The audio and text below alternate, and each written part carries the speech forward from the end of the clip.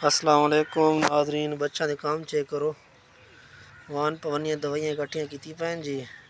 मेरा पुत्र केड़ी शे बड़ाई वे लेन गड्डी देख मेरे मुँह कर के ना है तेरे हुज़ैफा हाँ हुज़ैफा हुज़ैफा। अच्छा ये कैसे बढ़ा रखी है ने मैं लेन गड्डी बना लेन गड्डी कितना वेंदी पे है लाहौर हैं लाहौर मेरे मुँह कर ना देखा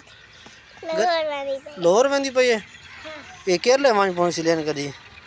10 बजे वन पोस्ट 10 बजे वहीं पहुंची हाँ केड़े दा कोई खत्म थी गई हैं हाली तो कोई खत्म दिया करो तो व्हील है गया अच्छा के खत्म दिया खड़े व्हील अगला अगला है गया अगला व्हील ला गया जी गड्डी दा ते तकरीबन 10 बजे वहीं पहुंची 10 वन पोस्ट 10 बजे